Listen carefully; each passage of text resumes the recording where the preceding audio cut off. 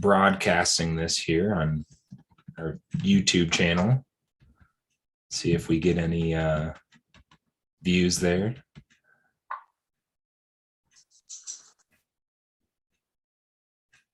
Broadcasting this here.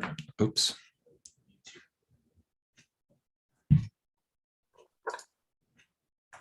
All right, well, let's get going here. So welcome. The topic for tonight, 3 ways that great leaders manage and resolve conflicts. And where I want to start this off with is this slide and concept that we call in the 10.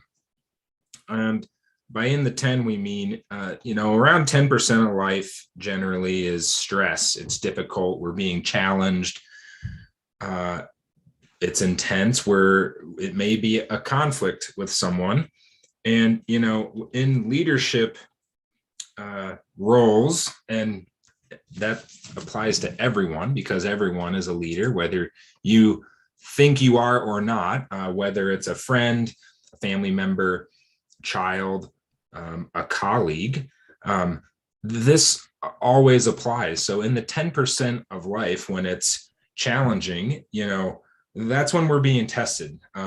That's when it can be hard to, even reach a resolution. It can be hard to find some common ground if you're in a conflict with someone. But it's also in the 10% of life where we find all of our growth, all of our lessons. It's how we improve. It's how we get better. We don't grow in the 90, when life is easy. It's easy to be new you. It's easy to think a new thought. It's easy to apply a new tool. When it's easy, it's a little bit more challenging in the 10 and in conflict moments. The metaphor I've always loved is races aren't won in a tailwind. Everyone's going as fast as the wind is blowing in a tailwind. It's only in the headwinds where, how well you cut the sail and how well you manage and deal with the adversity is what wins the race. So it's very, very important as a leader, being conscious of these in the 10 moments to, show up differently, show up new, apply one of these new tools that I'm going to be giving you here tonight. And remember, keep in mind that when you're presented with a conflict, it's this opportunity. It's an opportunity for growth. It's an opportunity to maybe even strengthen a relationship. We have a saying here that legendary relationships require legendary, you guessed it, conflicts. Now, it can't just stop there. You can't just have conflicts all the time, because with that is legendary conflict resolution. And that's what we're focused on tonight, some resolution strategies. But it really starts in, keeping this and staying firm, trusting this process that, less conflicts isn't really the goal. That's not what we're after. This webinar, these tools, isn't about how do you have less conflicts.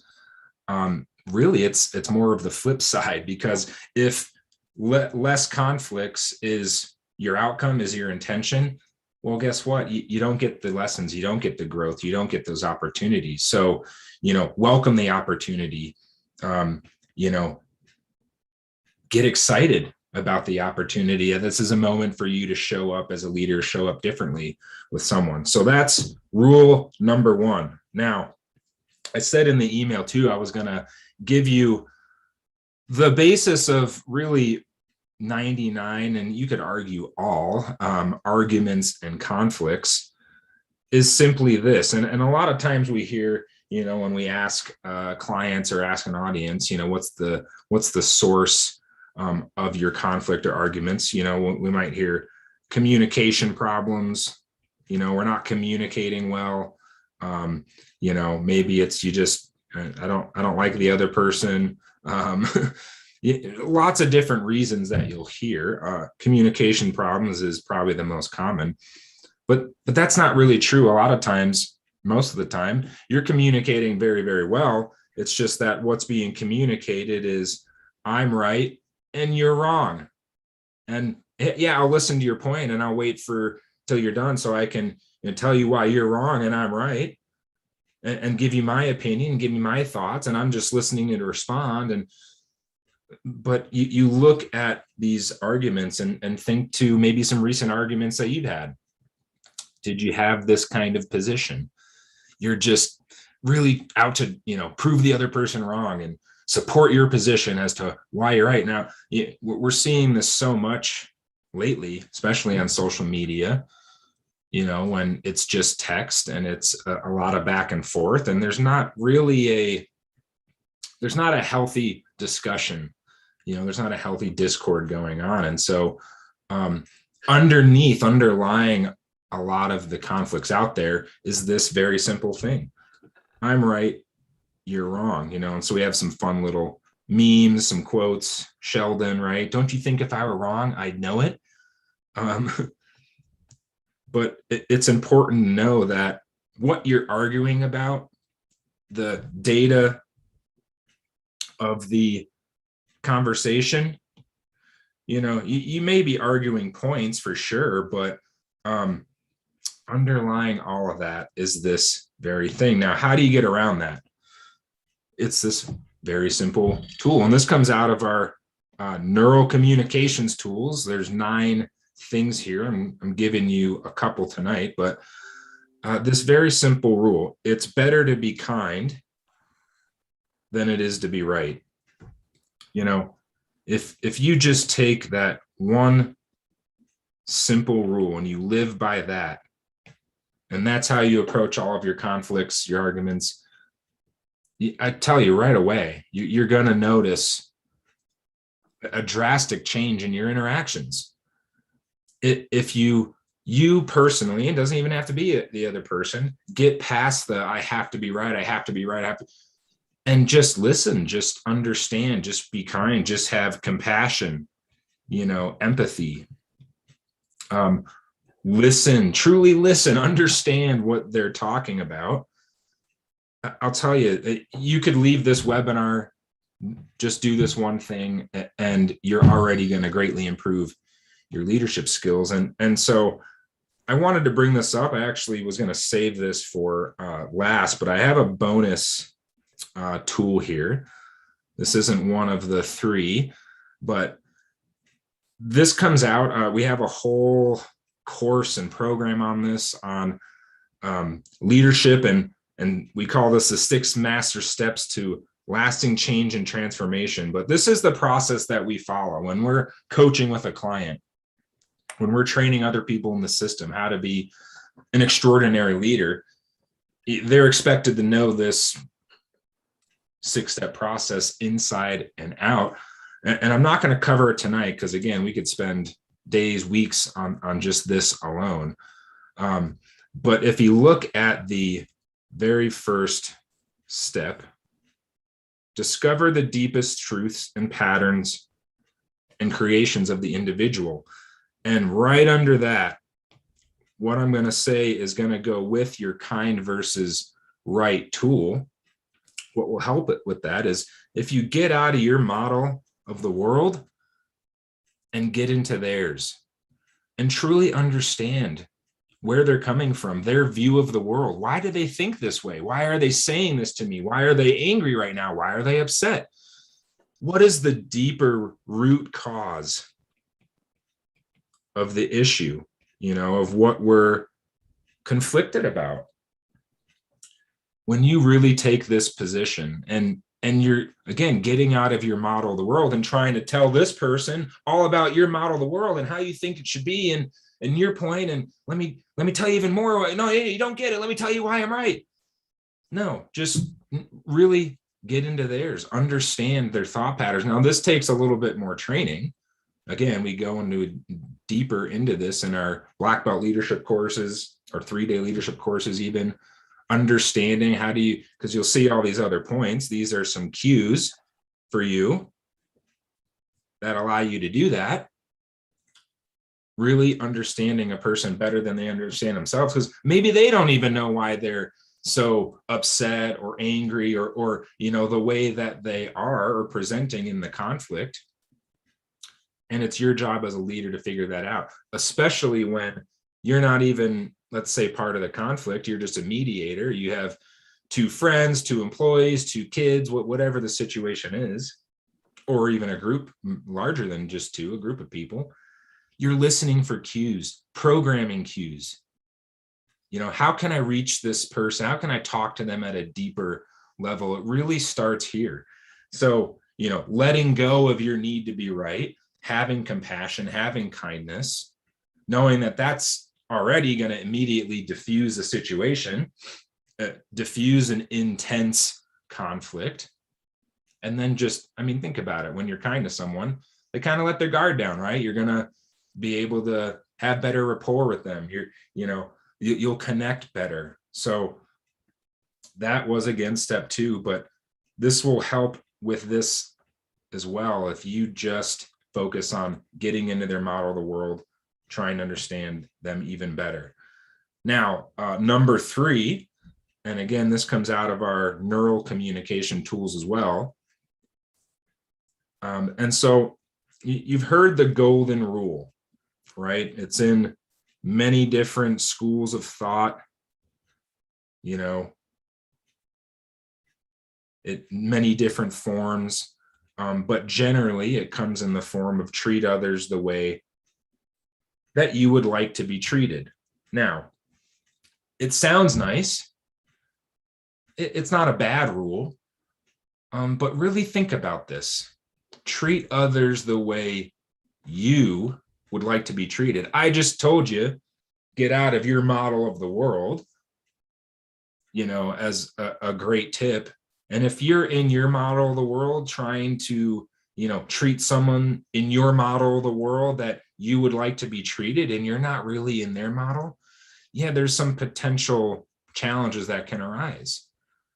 And let me give you an example of this. So this actually comes out of our legendary relationship work and courses. We cover this as content. It's not ours. It's a great book. It's a very easy, quick read if you ever want to get it. It's the 5 love languages. And here they are: words of affirmation, quality time, receiving gifts, acts of service, and physical touch. So one of the issues that you find, especially in, a romantic relationship, on top of the first rule that I told you, that basis of most arguments is, let me tell you why I'm right, you're wrong. This is another thing, because a lot of times 2 people aren't speaking the same language. And in a romantic relationship, if, let's say, my language is words of affirmation, I just want to be told that you love me. I just want you to tell me how awesome I am. Just tell me all these great words of affirmation. If that's what I love, if that's how I feel love, how I receive love, but you or the person I'm interacting with loves to receive gifts, could come in the form of flowers, necklace, taking you out to a dinner, any kind of gift. If that's your love language, and I'm trying to resolve a conflict, I'm trying to tell you I care about you, I love you, but I'm speaking my language, I'm busy giving you words of affirmation because that's what I think in my model of the world, that's what I want.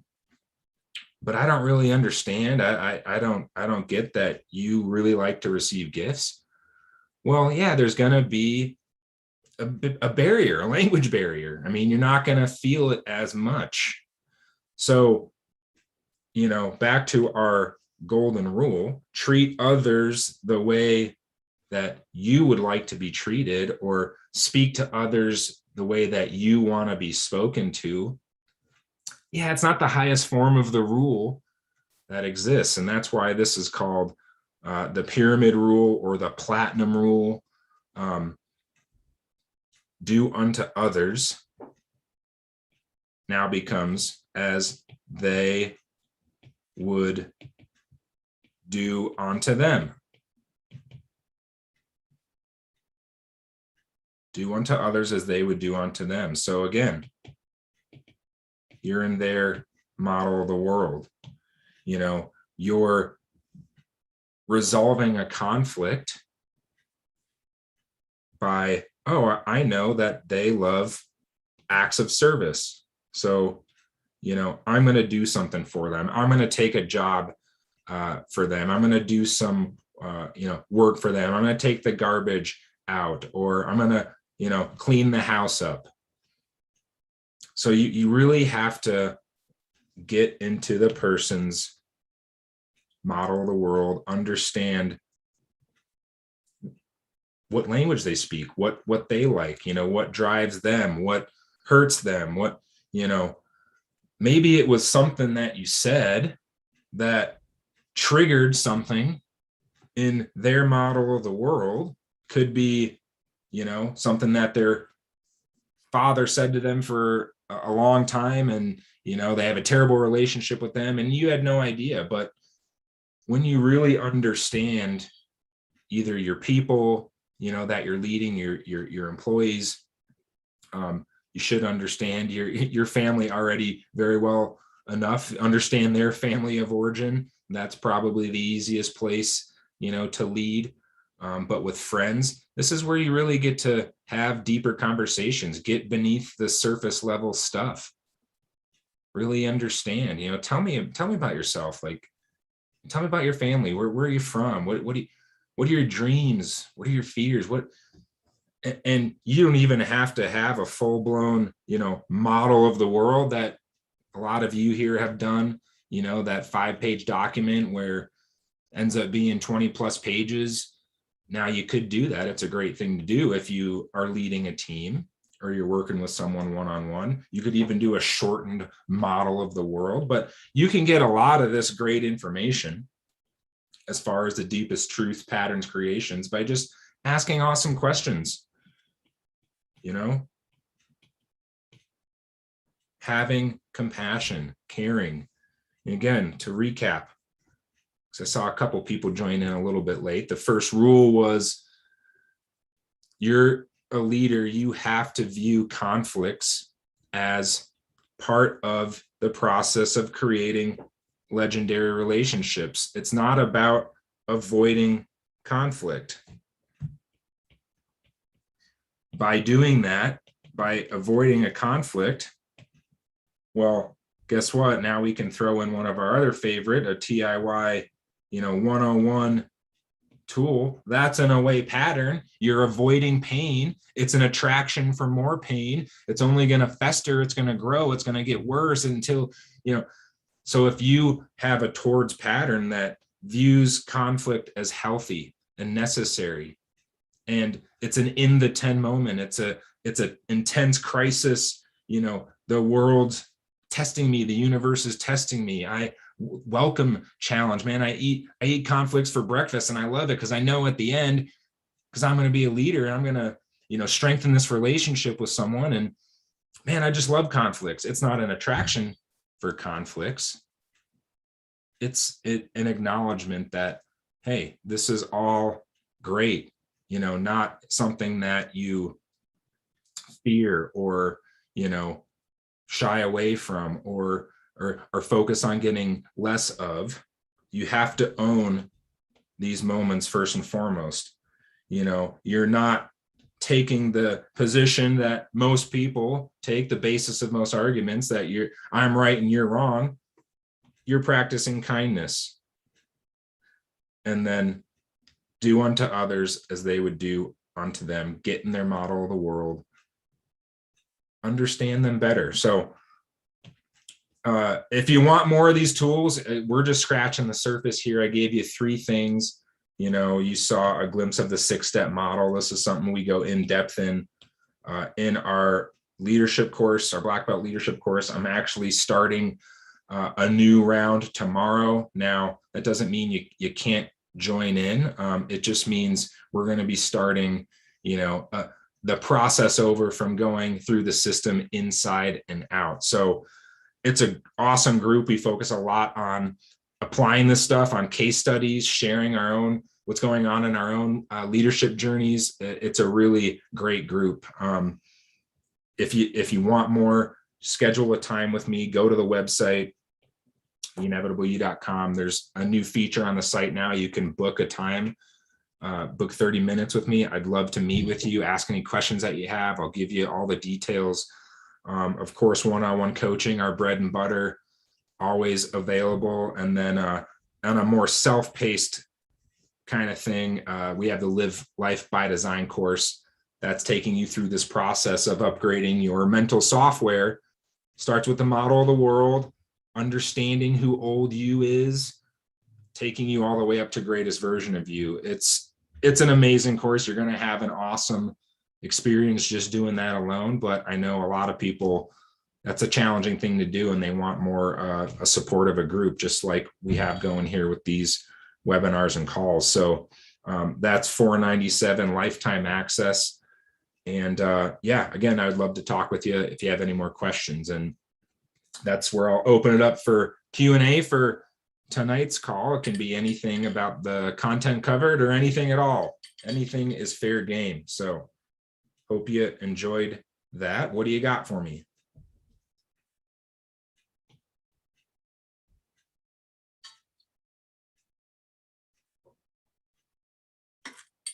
And James and Dave, I know you guys hopped on a little bit late. So if anything needs more, if you want to take another dive on something, feel free. But welcome. Glad you were able to make it.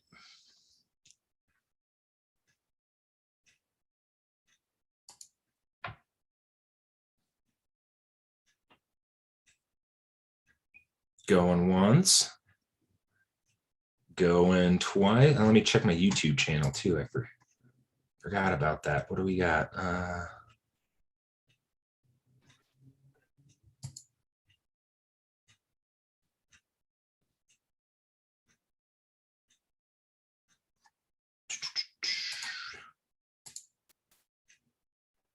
Still learning my way around YouTube here. Not sure if we had any viewers or not, but anything from the group here? I was just going to oh, I'm sorry. Jump in. Can you hear Hey, me? Dave. Sorry, I had my speaker turned down a little bit. Oh, no worries. I was just hopped on here late, and if somebody else did, maybe, yeah. If you could recap the quick three the three things habits. Yeah. I know. Did you figure out which item? Yeah, we could do that again. So first was in the 10. Now, in the 10, Dave, right? Sure. Which is, says what? Always be in the 10. What is in the 10?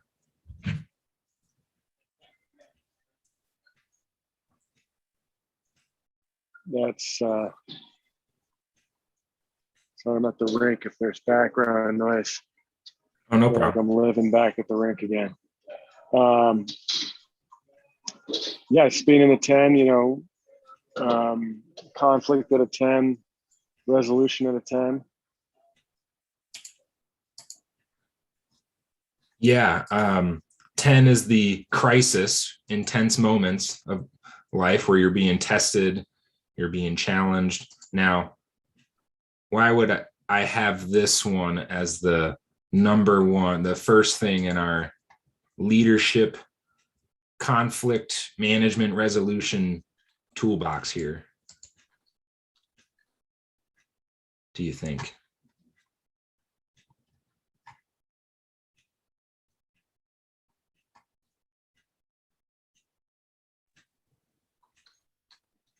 And if anyone else wants to hop in and Yeah, always looking to operate from that mindset. Yes, and you can see here on the right, I don't know if you can see my screen. I wrote legendary relationships require legendary conflict. So, you know, trusting the fact that in the 10 is where you grow, you don't grow in the 90. So conflicts are good. Conflicts are healthy. I welcome conflicts. I love this. It's an opportunity for me, opportunity for us, right? So it's, Yeah. you can't avoid conflict, which is an away pattern. You can't avoid conflict because then you'd be cheating yourself of all the lessons and growth opportunities that come in the 10. So that was the first rule. And is that making sense? Absolutely. 2 is our kind versus right tool. It's always better to be kind versus right. And I said, if you take nothing out of this webinar, but this one thing, because the basis of most arguments and conflicts is I'm right and you're wrong. Let me just continue to try to prove to you and argue my position on why I think this thing that we're conflicted about is right and you're wrong. You're not seeking to understand. You're not, approaching the conversation with kindness, and just doing this alone diffuses the situation, diffuses the emotion. You can find things now. Maybe it's, well, if I'm being kind and I'm, seeking to understand, I'm getting in their model of the world. What are the things we can agree on? Right? Where can we find some common ground? Right? Because it's very rarely is it ever about 100%. So this is a good one. Calibration, using calibration and the law of the continuum, meaning, here's 0, here's 100, what this person's saying, where on this scale do I fall? Is it 100% completely don't agree with,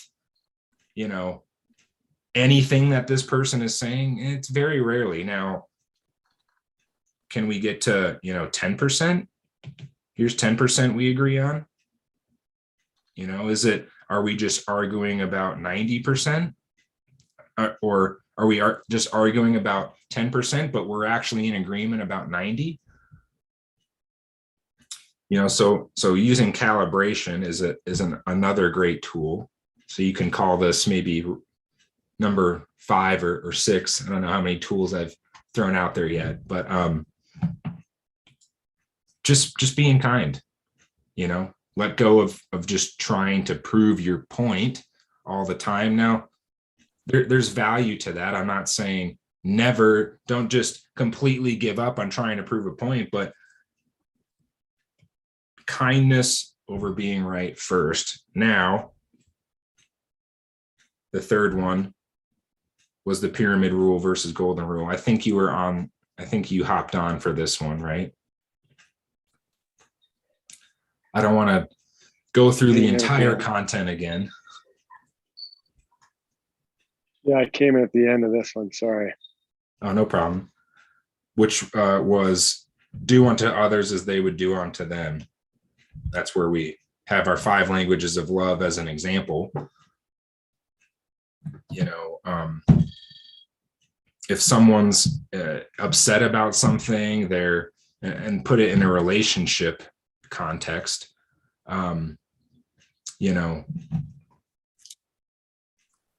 your spouse is angry at you about something and you're trying to resolve a conflict.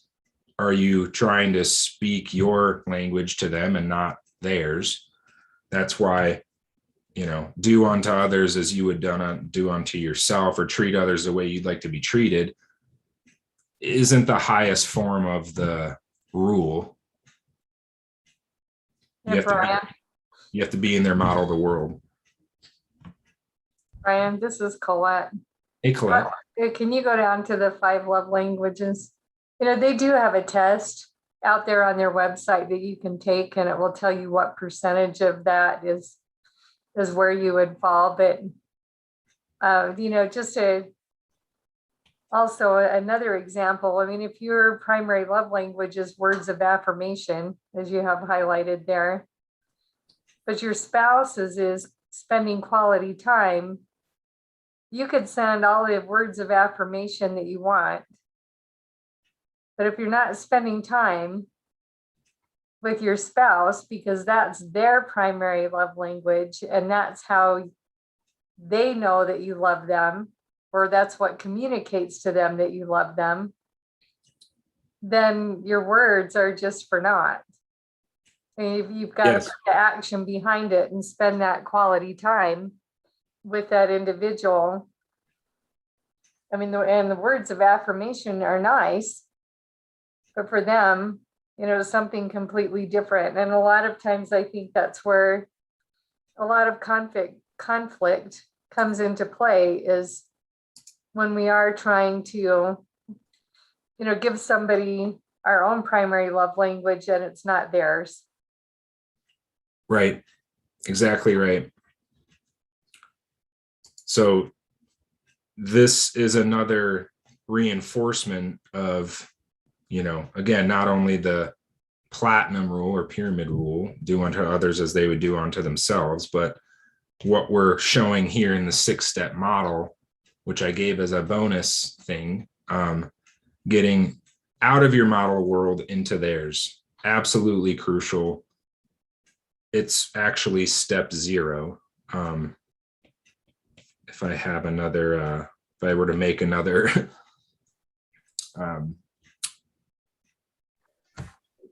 Always another reminds me of, template here. What was that? always reminds me of quote from, I believe it was Dale Carnegie. The best asset anyone can have is the ability to see the world through someone else's eyes. Absolutely.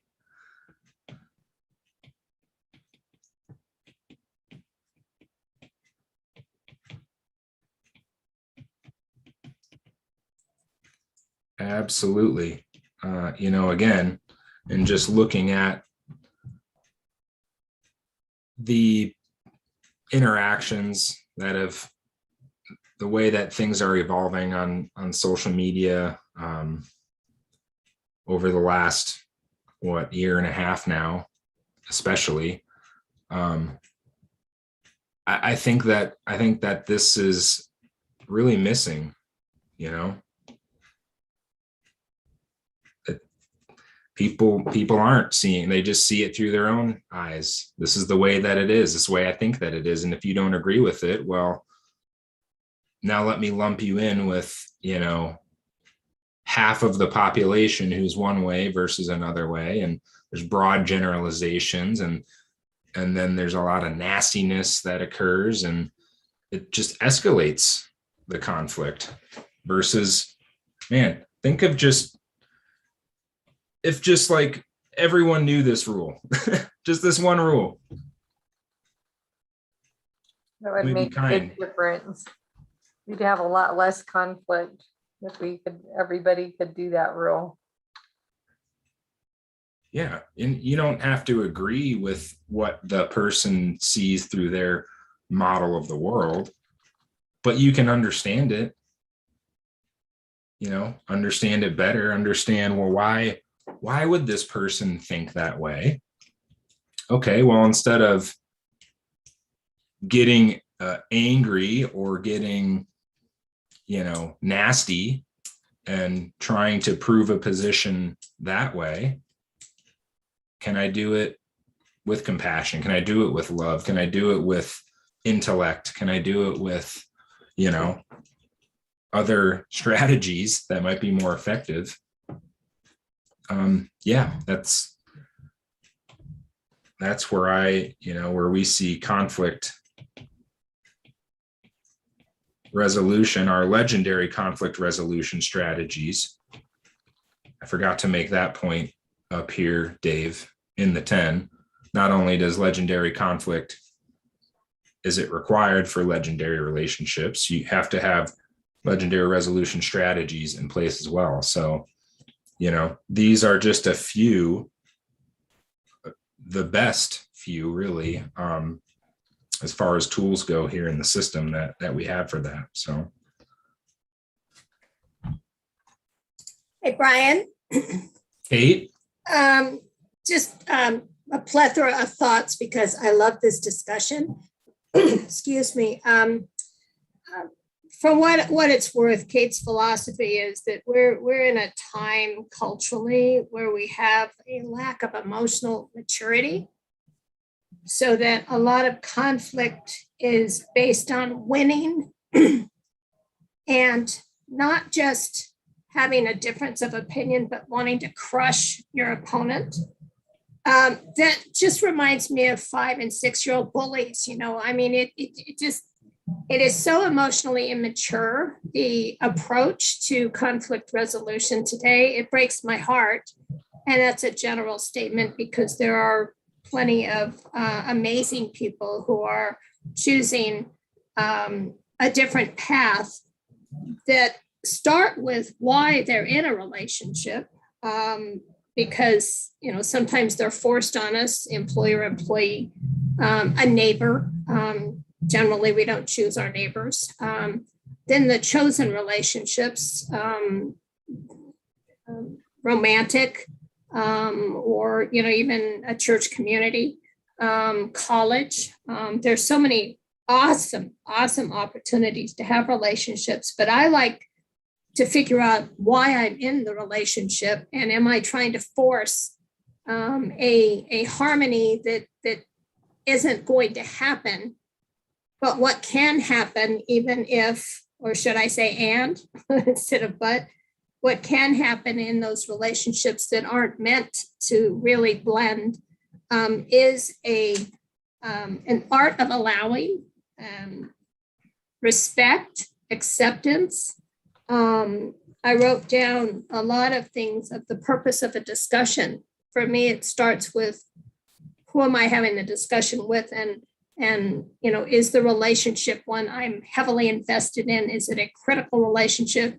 It doesn't matter if I'm having a discussion with my mom about how she cleans the dishes. At some point, you just laugh.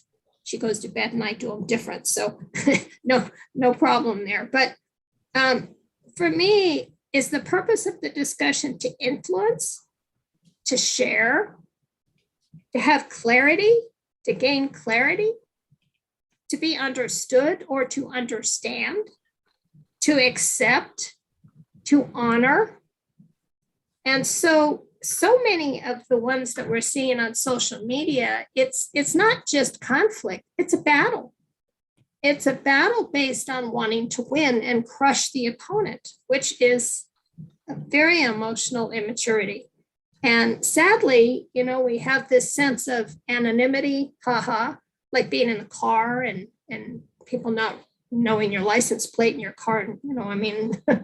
I'm in a small town now and I put bumper stickers on my car for a reason. I want people to know who I am and what I stand for. And they're meant to be uplifting things, funny things, helpful things, not in your face things. So I just find one of my favorite guys, Dennis Prager, talks about he prefers clarity over agreement. He constantly has people on and interviews them with great respect and great thoughtfulness and kindness. And if he has just diametric difference of opinion with these people, he's respectful and his questions are not to change them, it's to understand them. He is looking for clarity over agreement, knowing that going into the discussion based on a book they've written or a stance that they're taking, that there's probably not going to be agreement. There can certainly be respect and honor and acceptance and allowing and parting ways in a kindness model. So those are my things. I think the other thing that I find is that when it comes to I'm right and you're wrong, sometimes it's relative, and sometimes it's absolute. So there are, for me, absolute truths. I don't have to have anybody agree with me on that. I'm happy to share and discuss and find out why perhaps they don't accept absolute truths, because in today's world, everything's relative. Again, a general statement. It's just always refreshing to be able to have a mature, thoughtful discussion without attacking or having to win or crush.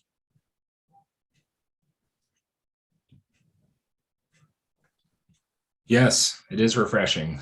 Did I write this right? Dennis Prager? Yes.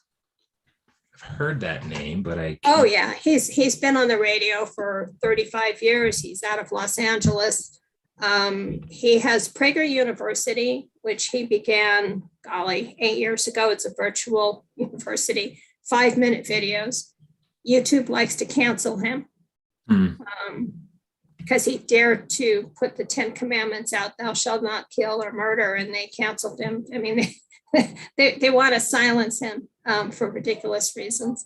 Oh, wow. But I was heavily involved with a club, and there's a whole list of what they call Pragerisms. And there are little things that he says that are just fraught with wisdom. He's a very wise, kind soul. Yeah, I think I was listening to something with Allison Armstrong and him Oh, yes. not too long He ago. has her on 4 times a year. Yeah. Yeah, well, agreed. Everything you said. Awesome thoughts. Always love the extra wisdom from Miss Kate here. Yeah, I mean, can't really say much more than I'm in total agreement. And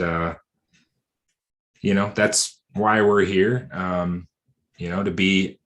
That's why we're talking about leadership. It requires people out there doing things a little bit differently and taking a stand or willing to have a conversation, discussion, argument, conflict differently. And so my hope is that these tools will empower you to do so, so we can make a change out there as far as, and this one does boggle my mind, or I wrestle with this one just because of the rate at which things happen on the internet now. And like you said, Kate, the people can hide behind Twitter messages and things of that nature, and just your phone. I mean, like, you don't have to answer it. You don't have to respond to a text message. You don't have, so that's where it kind of starts, and it's only exacerbated by social media. But yeah, I don't know. It's something that I think about a lot as far as when will it, what needs to happen as far as having a change like this on a grand level. You know what I mean? Well, I think there's a sorting that's going on, a filtering that's going on in choices that people are going to kind of come up for air after a lot of non-normal things for the last 18, 24 months. And it's a decision time for where you're going to spend your time, how you're going to treat people, whether you're going to grow and learn, whether you want to give back. There's just a whole host of choices that we get to make in order to create a happy life, a kind life, a loving life, one that has value and not, instant, passionate, appetite being fed. I think that technology has offered the speed and the satiation of, fast and and instant, and lots of bells and whistles and lights, and whether it's to satiate any appetite that you've got. But, unfortunately, there's muscles that aren't being used, and that's not really the physical that I'm talking about, though that's part of it. But there are critical thinking muscles that are being used. There's delayed pleasure that's not being used. There's just patience is not being used. So we've got a lot of flabby emotional muscles that are playing into what it is we want. And I liken a lot of my clients to 2-year-old brats. I, me, now, want. And at 2, you start to get that awful word thrown at you. It's called no. And up to that point, you're handed everything because you're kind of helpless. But at 2, you have to start learning and mastering that the world isn't all around you. Well, unfortunately, I think, Kate's philosophy, I believe that we have a lot of 2-year-olds running around this country and this world right now, and they're in adult bodies. They're running businesses, they're running governments, they're on, social media, and they really think that they have something of value to offer. So much of it is about control, and it's not about learning or growing or being mature or patient. So, there's going to be a sorting out. There already is. I think a lot of people are dropping social media or really curbing it down and going back to relationships that are not based on virtual. So here we are, in a virtual. So kind of like a pendulum kind of thing will swing back the other way. Yeah, my own beliefs is I think something has to explode first, but we don't need to go down that rabbit hole. Yes, maybe we'll create a separate live chat for that. Yeah. I'll just finish with one thing that helps me tremendously because I'm around people who don't agree with me almost all the time. Whether it's clients or, my spiritual beliefs or, my political beliefs or any of that. And that is, I love to ask questions. And if I'm authentic and I'm genuine, then I'm obviously looking to understand more. And I'm asking the question not to win, not to change, but to understand and to acknowledge I care about what you're saying. So it does help me in my business, but it helps me as much, with personal relationships. It just taking the time to care and to probe further at something somebody says, I heard you, I'm interested, tell me more. Love it. Love it. I was going to say something. I just forgot what it was though. Any other questions? We got 6 minutes till the top of the hour here. But I appreciate it, Kate. Awesome thoughts. Much to think about.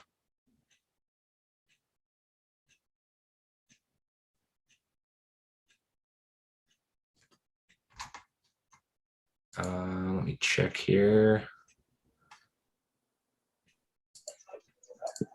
I was just going to throw in the I guess masculine side of things that I tend to fall into. I don't know if we have enough time, but throw it out there. Is the fixer when you run into people in situations like that comes out, and it doesn't always work as far as being a fixer, but trying to lead in that situation certainly become challenging when you want to kind of help people understand that whole, kind is always better than right. When we have a certain agenda that they're pushing, that puts the test. Are you referring to the masculine drive to solving problems and not? Yes.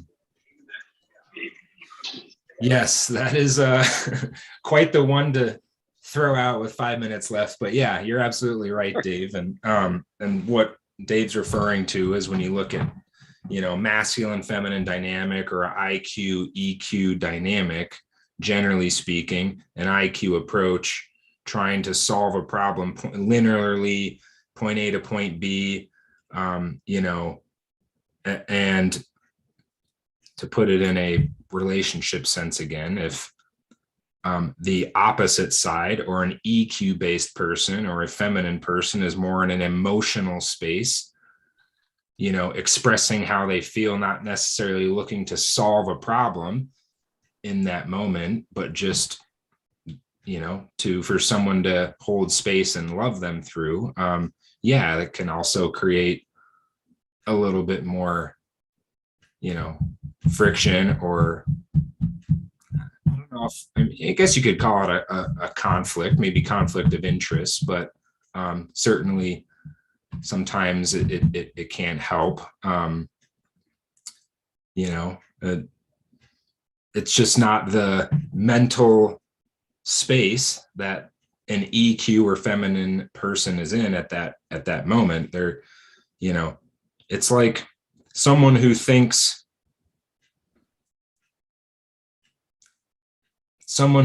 more mosaically, or is more of an intuitive, and you try to force them into logically explaining how something works. It's very challenging. It's not.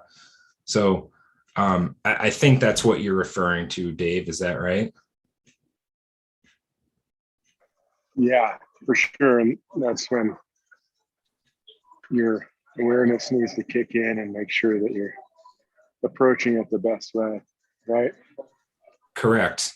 And back to getting in the person's model of the world, or understanding who you're interacting with, serves you greatly.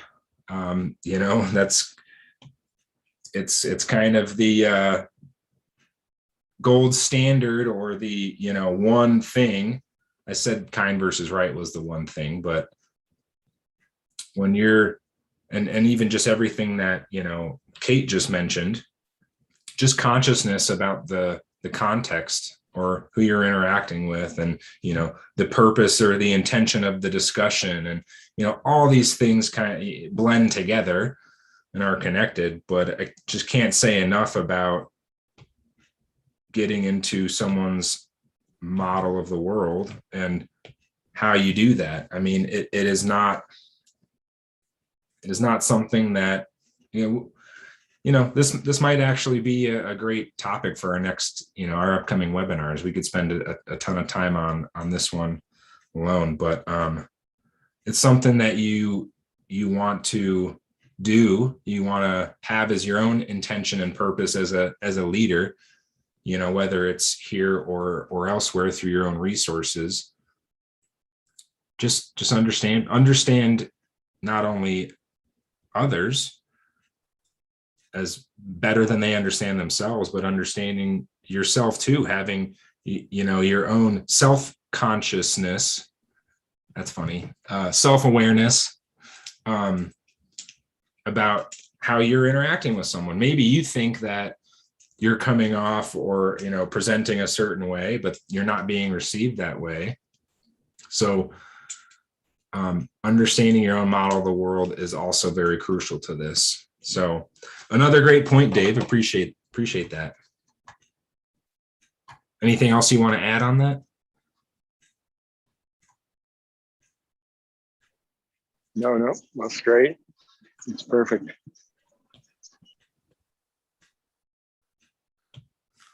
Well, I've got almost 7 o'clock. We started a few minutes late. I'll take any other questions if anyone has any burning ones or wants to throw in another comment. Now's your chance.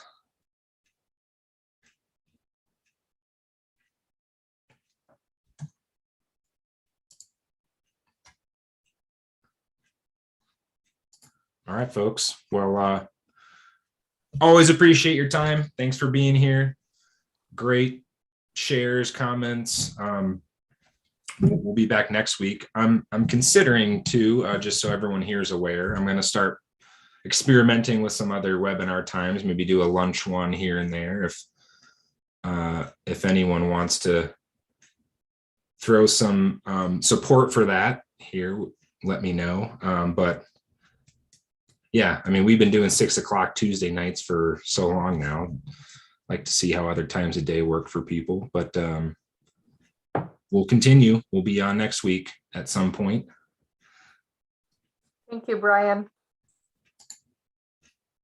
Thank Thanks, you. We'll Brian. Thanks, follow you. everybody. We'll follow you. All right. Sounds good. Have a great night.